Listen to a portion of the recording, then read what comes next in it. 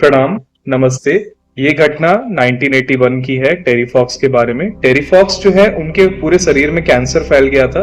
उस वजह से उनका एक पैर काटना पड़ा और उसमें कृत्रिम पांव लगाया गया, कृत्रिम पैर लगाया गया। और अब क्या था कि लोगों ने पूछा, अब तो आपके पास 6 महीने बचे, अब आप क्या करेंगे, अब आप क्या करोगे? उन्होंने बोला, दौड़ूंगा। मेरे तो मतलब मेरे तरह न जाने कितने हजारों लोग कैंसर से पीड़ित है, उनके लिए दौड़ूंगा। बोले, दौड़ेंगे? बोले, हाँ, मैं दौड़ूंगा। और जहां जहां हर 1 किलोमीटर जहां जाऊंगा, लोगों से कहूंगा कि $100 निकाल कर दे। टेरी फॉक्स दौड़े। कितना दौड़े? 143 डेज तक लगातार दौड़े, बिना रुके। और उन्होंने $200 मिलियन इकट्ठा करके गए मरने से पहले। ठीक है, आप सोचे, उस व्यक्ति ने एक पैर पर अपने मनोबल से इतनी बड़ी विरासत तैयार कर ली कि आज दुनिया में अधिकांश जगह पर कैंसर की जो दवाइयां बनती है, टेरी फॉक्स फाउंडेशन से ही बनती है। ठीक है, हमारा मन कभी कमजोर पड़े तो हम याद करें टेरी फॉक्स को, है ना, कि भाई उनके पास ज्यादा समय नहीं था, एक पांव था, फिर भी वो दौड़े और लोगों के लिए जिए। उन्होंने हार नहीं मानी। वो सोच सकते थे कि भाई 6 महीना मेरे पास बचा है, कुछ करने को नहीं है, ठीक है, लेकिन उन्होंने क्या किया, सोचा कि नहीं, जितना समय है दूसरों के लिए मैं इस्तेमाल करूं उन चीजों को। तो हम क्या करें, टेरी फॉक्स को याद करें, जिन्होंने कैंसर पीड़ितों के लिए एक मिसाल कायम करी। और फिर सोचे कि भगवान ने हमें कितनी तकलीफ दी। हमारा मन कभी कमजोर पड़े, शरीर की तकलीफ नहीं भी है, किंतु मन की तकलीफ हो सकती है। और यदि हमारे मन में मन की तकलीफ आए तो ध्रुव को याद करके देखें। 4 वर्ष का बच्चा ही था, अपने पिताजी की गोद में जाकर बैठा था, तो उसकी सौतेली माँ ने कहा, मत बैठ, तेरा घर बाहर है, बाहर जाकर बैठ। तो अपनी माँ के पास रोता हुआ गया कि मैं तो पिताजी की ही गोद में बैठा था, मैंने क्या गलती की? तो माँ बोली, एक बात तो तुम्हारी सौतेली माँ ने सही करी। क्या सही कही माँ? बैठना है तो पिता की गोद में मत बैठ, बैठना है तो परम पिता की गोद में बैठो।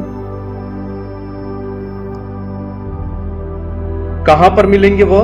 मां बोली, वो तो साधना और तपस्या से मिलेंगे। 4 साल का बालक चल दिया। उसको मना करने के लिए देवर्षि नारद आए। नारद का प्रयत्न असफल रहा। हम सोचें कि ये घटना हमारे साथ गुजर रही है। हम जरा सोच कर देखें कि हम 4 साल के हैं और घर से बाहर निकल जाएं। नारद जी ने ध्रुव ने अपना संकल्पित उत्तर दिया, बैठूंगा तो परम पिता की गोद में बैठूंगा, वरना बैठूंगा ही नहीं। बालक ध्रुव एक पैर पर खड़े क्यों हुए?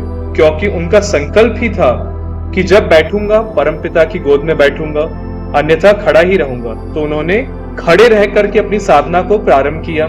संकल्प के अंदर बल कितना था? पहले माह के अंदर तो ध्रुव ने 1 सप्ताह में 1 बार पत्ते खाए, अगले महीने में 15 दिन के बाद 1 बार पानी का घूंट पिया, उसके अगले महीने में हर 15 दिन में 1 बार श्वास लेते। चौथे महीना जब आया तो भगवान सूर्य ने उदय होने से मना कर दिया, बादलों ने निकलने से मना कर दिया,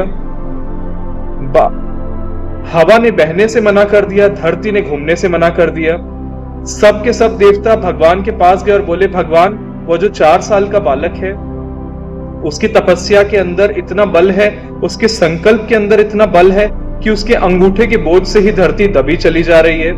भगवान, आप उसे दर्शन दीजिए। प्रभु ने बालक ध्रुव को दर्शन दिए। उस दिन के बाद से किसी भी व्यक्ति का बड़ा संकल्प ध्रुव संकल्प कहलाने लगा। यदि व्यक्ति का संकल्प हो तो ध्रुव के समान हो। यदि हमें लगे कि हमारा मन कमजोर पड़ रहा है तो हम किसको याद करें?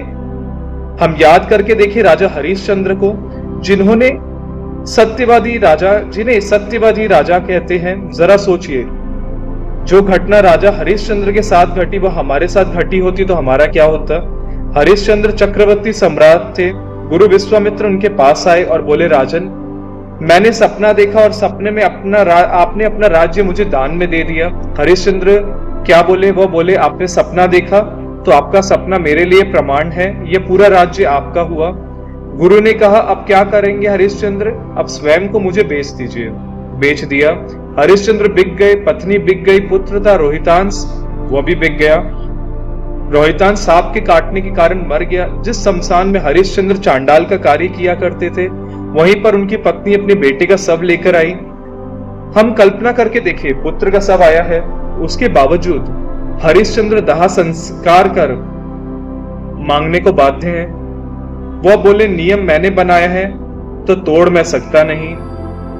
पत्नी ने आधी साड़ी फाड़ कर दी, तब जाकर के परीक्षा का अंत हुआ।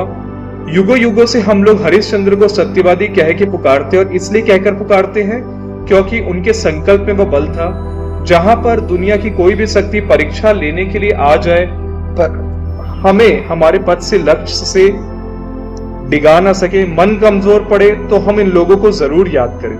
तो क्या मन का संकल्प, अगर हम संकल्प ले ले हमें ये करना है, हम ध्रुव संकल्प ले ले, हम राजा हरिश्चंद्र की तरह संकल्प ले ले कि हमारा ये कार्य है, हमें करना ही है, ठीक है, हम टेरी फॉक्स की तरह संकल्प ले ले लोगों की मदद करने के लिए, हम क्या, जब भी हमें ऐसा लगे हम हार रहे हैं, तो हम इन लोगों को याद करें जिन्होंने जितनी भी कठिन विषम परिस्थितियां रही, कितनी भी प्रॉब्लम्स रही, कितनी भी समस्याएं रही, उसके बाद भी संकल्प के साथ वो आगे बढ़ते रहे। तो संकल्प शक्ति का महत्व बहुत बड़ा है।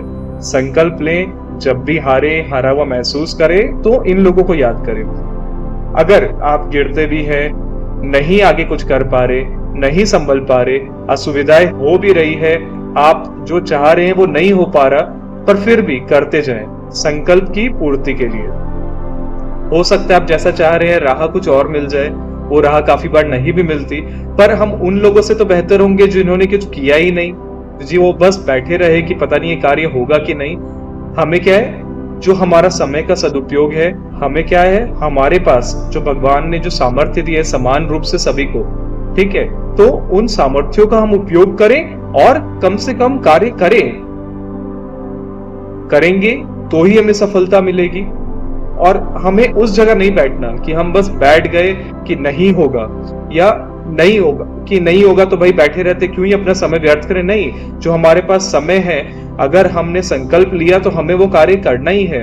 हो सकता है आप जो सोच रहे हैं आपको कुछ उससे अच्छा मिल जाए, है ना। जब भी आप अपने आप को हारा महसूस करें, थका हुआ महसूस करें, इन व्यक्तियों को याद करें।